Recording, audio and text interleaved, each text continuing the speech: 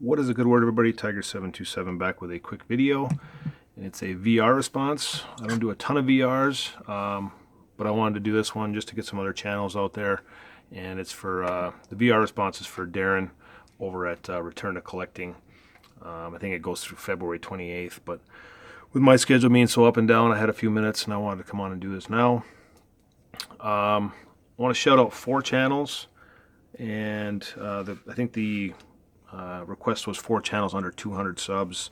And I'll put the links in there because that's one of the requirements for this VR.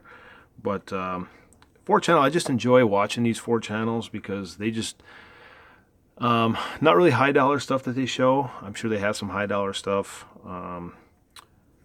especially over at Alan with collecting Maddox. He's got some nice Maddox stuff, but I think it's just 4 channels that really appreciate cards for what they are. Doesn't matter if they're 10-cent cards or $10 cards. They just appreciate and they enjoy the hobby. So I'll just list them off here all at one time. I didn't write them down in individual cards, no cards or anything. But Sal Dougie over at Crush and Move. Big Brewer fan. He does collect some basketball, I believe, as well. I think he has maybe some football in there, some hockey every now and then. So he's kind of all 4 major sports. So go check out Sal over at Sal Dougie at Crush and Move. And collecting Maddox, I mentioned him already. Alan, always showing off Maddox cards, and dabbles in some other baseball cards as well. But Maddox is his main goal. And then Alex over at All Day Cards, he's an Oriole fan. I guess he's probably an everything Baltimore fan, but mostly an Oriole fan. Always showing some interesting stuff, some vintage, some modern, nice, interesting pickups. Always fun to watch. He's showing off, always shows some Ripken cards, so that's always neat to see. And then Alan over at Ripken for Rutschman's, and I believe I got all these names right. So, Rippin' for Rutschman's and Ravens, another Baltimore fan. He does a lot of, does some pack busting, but also does some pickups, general individual cards. And then, so yeah, check out those 4 channels. I'll put the links in here. And then we also had to show 2 cards that are favorite cards in our collection. And for me, one's a vintage, one's a somewhat of a modern card. And it's not so much the card itself, it's the meaning behind it. And so this is a very sought after card, I know. The 53 Satchel Page. It does have a crease. I don't know if you can see it. It's down the middle there. But I remember when my mom bought this card, and one of my parents' coworkers found it in his attic apparently, and knew my mom was a baseball fan. And I was probably, oh God, this was probably 1990, maybe late 80s. I don't remember exactly when.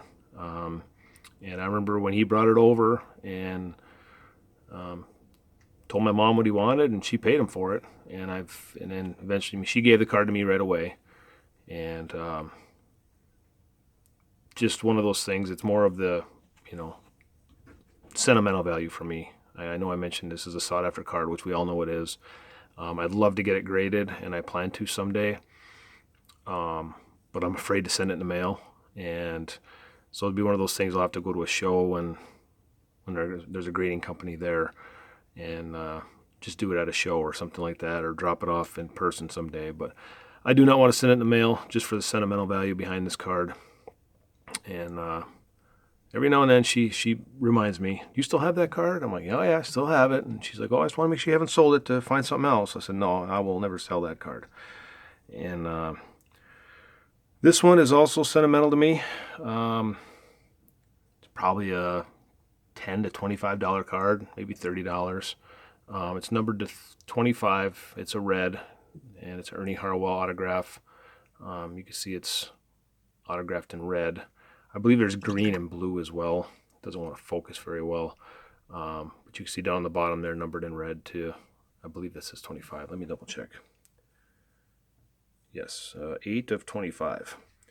And why this is has a special meaning to me is in 2007, I happened to find this, and my wife, we had just had our second child, and she said, "Well, how about, I get you that for Father's Day, and you can from both the girls." So obviously, I knew it was, I knew I was buying it, but for the purpose that why it was given to me, this is also why it's sentimental to me versus dollar value. And Ernie Harwell was a great broadcaster.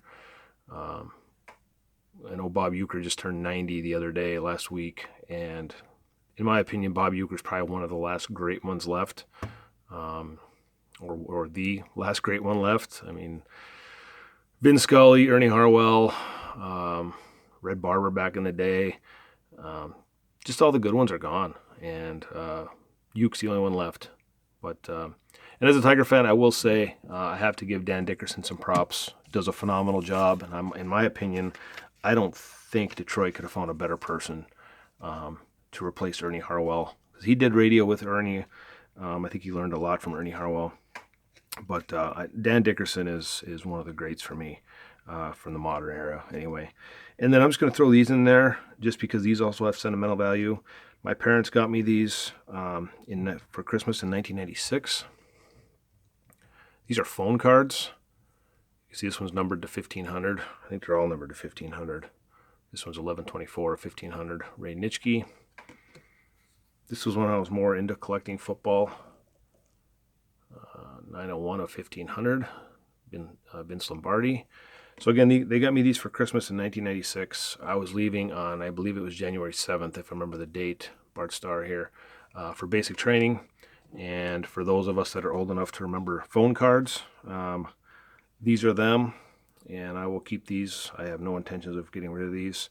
I actually have them in a safe with a lot of my other high dollar cards, and even though these are probably not high dollar worth, but you can see the $7 worth of phone calls, and but I have a little note on them as to why they're kept and what they were used for. That I used them for basic training in 1997 down at Fort Leonard Wood, Missouri. So that is all I have. Hope everybody enjoyed this, and go check out those channels that I mentioned, and we'll talk to you all later.